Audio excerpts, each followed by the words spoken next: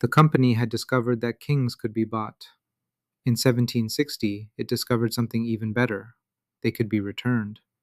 When their first puppet ran out of money, they swapped him for his son-in-law, for a fee. But the replacement read the contract carefully and found the loophole that could destroy the company's whole business. This is the story of the puppet who fought back, and how his rebellion handed the company more than obedience ever could. Maps, money, decisions. This is Tareekh ka Hisaab.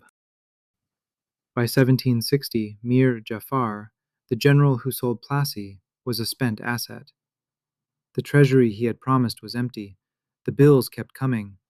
So the company's counsel in Calcutta did what any creditor does with a defaulting client: repossession.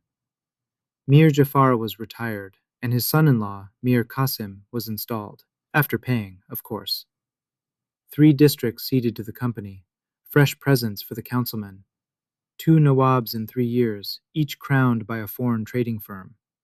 Everyone in Bengal understood what that meant. The throne was now inventory. But Mir Qasim was not Mir Jafar.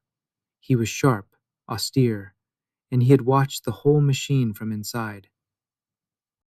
Qasim did everything a serious ruler should. He moved his capital away from company guns, from Murshidabad upriver to Monghyr in Bihar. He purged corrupt officials, squeezed the arrears out of the landlords, and balanced the books.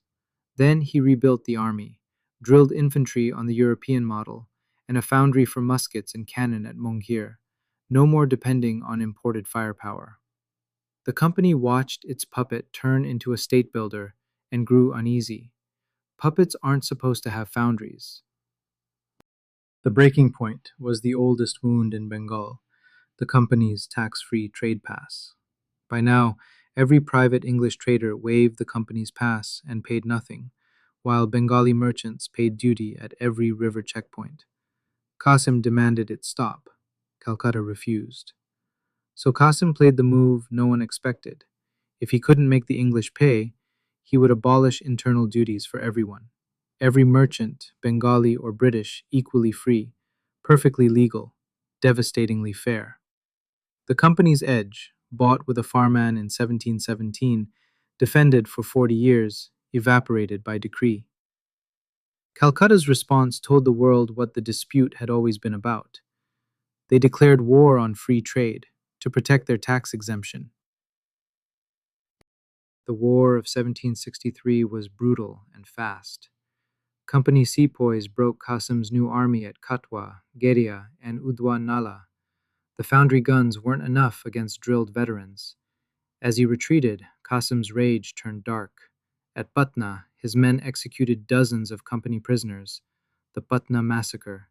It handed the company the one thing it never had at Plassey, a genuine atrocity to avenge.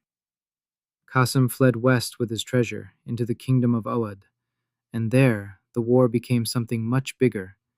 He made an alliance with the Nawab of Awadh, Shuja-ud-Dawla, and with the wandering Mughal emperor himself, Shah Alam II. 3 armies, one last attempt to push the company back into the sea. So, on the 22nd of October, 1764, at Buxar on the Ganges, the Allied armies, perhaps 40,000 men, met about 7,000 company sepoys under Hector Munro. No bribed generals this time, no frozen wings. Buxar was the real test that Plassey never was. Discipline against numbers. Discipline won. The alliance shattered in an afternoon. Plassey had proven the company could buy a province. Buxar proved something far more dangerous. It could beat the combined armies of northern India in the open field. After Buxar, no one needed to be bribed to take the company seriously. And now, the scene episode 1 ended on, with everything it actually contains. August 1765, Allahabad.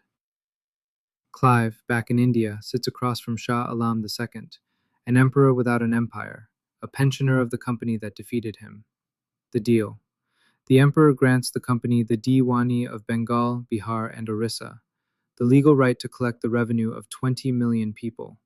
In exchange, 26 lakh rupees a year and a protected residence. Awadh is handed back to Shuja-ud-Dawla, minus a fine, to serve as a buffer state. Note the genius of it. The company didn't abolish the Mughal order, it bought a license from it. Every rupee would be collected in the emperor's name by the emperor's official servant, a London corporation. Sovereignty, laundered through paperwork. Mir Qasim, the man whose defiance set it all in motion, died years later in poverty. His last possessions, they say, a pair of shawls. The puppet who fought back lost everything. But look at what his rebellion bought his enemies: a battlefield reputation, a broken alliance, a tamed emperor, and the tax rights of the richest provinces in Asia. The company never needed another Plassey. From now on, the conquests would be signed, not fought. Next time, what the company did with Bengal's money and what that did to Bengal. The famine ledger. Some episodes are harder to audit than others. This one matters most. This is Tareekh Hisaab.